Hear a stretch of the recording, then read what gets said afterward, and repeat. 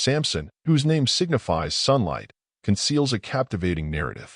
As a Nazirite by birth, he was prohibited from partaking in alcoholic beverages or trimming his hair. His journey was characterized by challenges involving women, an unsuccessful marriage, an unidentified courtesan, and in the end, his liaison with Delilah, his paramour. Nevertheless, numerous individuals ponder the extent of Samson's genuine strength.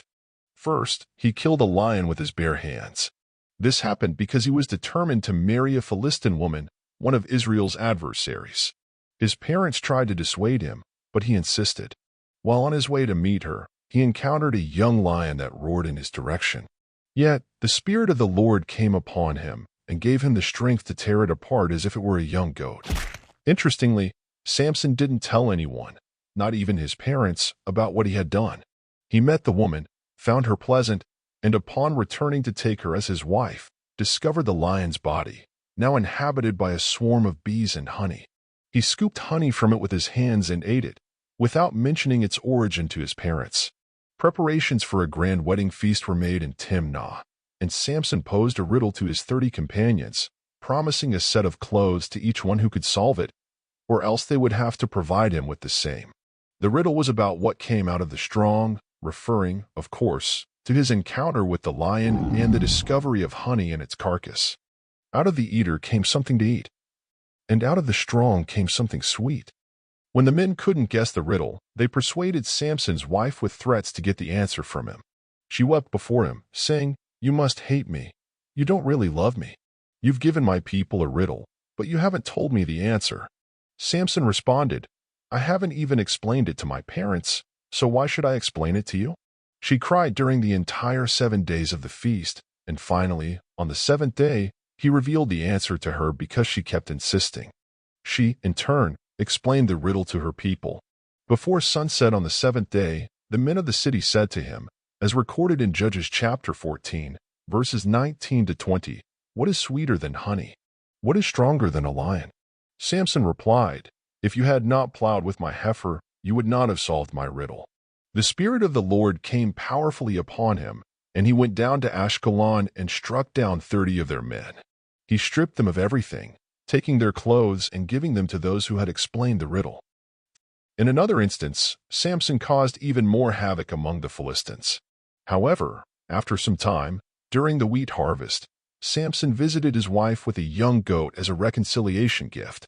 He said, "I'm going to my wife's room," but her father would not let him go in. He said, "I was sure you thoroughly hated her, so I gave her to your companion. Isn't her younger sister more attractive? Take her instead." Samson replied, "This time, I have a right to get even with the Philistines. I will really harm them." So he went out and caught 300 foxes and tied them tail to tail in pairs. He then fastened a torch to every pair of tails, lit the torches, and let the foxes loose in the standing grain of the Philistines. He burned up the shocks and standing grain, together with the vineyards and olive groves.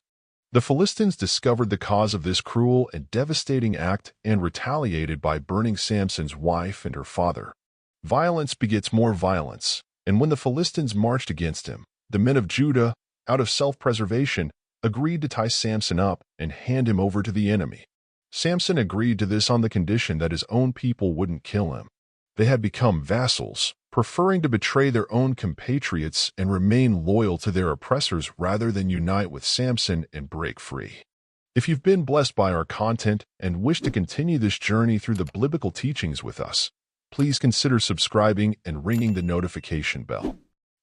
Toward the end of his journey, the citizens of the city believed they had finally captured their adversary. But at midnight, Samson got up, took hold of the city gates, together with the 2 posts, and tore them loose, bar and all. He lifted them to his shoulders and carried them to the top of the hill that faces Hebron, a distance of nearly 40 miles. Later, when he fell in love with Delilah, a Philistine woman, and this was discovered, the Philistine lords offered her a great reward if she could discover the secret of his great strength. In his first attempt, Samson told her that he would become weak if he were tied up with 7 fresh and used bowstrings. She then tied him up with these, suggesting that the Philistines were about to attack him. Yet, Samson snapped the bowstrings like a thread. In his second attempt, He told her that if he were tied with new ropes that had never been used, he would become weak. Again, she tried this and tied him up, but he easily broke free. Samson was playing with fire. In his final admission, he revealed that if his 7 locks of hair were woven into the fabric on a loom and fastened with a pin, he would lose his strength. She lulled him to sleep, wove his hair into the fabric on a loom, and fastened it with a pin. Then she called to him, "The Philistines are upon you, Samson." He awoke from his sleep and pulled up the pin and the loom with the fabric. He destroyed the temple of Dagon and killed 3,000 people. Delilah followed Samson's advice in the second attempt, narrating the freshly woven ropes and warning that the Philistines were about to capture him. Yet, once again, Samson broke his bonds as if they were mere threads. He went out and took hold of the doors of the city gate, together with the 2 posts. He lifted them to his shoulders and carried them to the top of the hill that faces Hebron. This act demonstrated Samson's incredible physical strength, but more importantly, it showed that God could use even the most unlikely means to achieve supernatural victory. Samson's demise was a tragedy that could have been avoided. Despite having nearly limitless potential to deliver his people from the Philistines, his story ended in unnecessary tragedy. His fatal companions were disobedience, defeat, disgrace, and destruction. It serves as a stark reminder that sin can infiltrate every aspect of our lives and has a numbing and blinding effect on us. We should take heed, for sin will take us farther than we intend to go, keep us longer than we intend to stay, and cost us more than we intend to pay. Samson also reveals himself as a vengeful man who harbored resentment when things didn't go his way.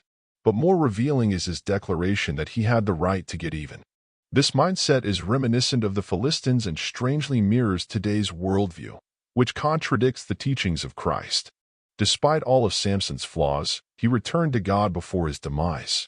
In reality, Samson's death significantly disrupted the oppressive actions of the Philistines, as noted in 1 Samuel, chapter 7, verses 7 and 14. When the Philistine rulers heard that Israel had assembled at Mizpah, they mobilized their army and advanced.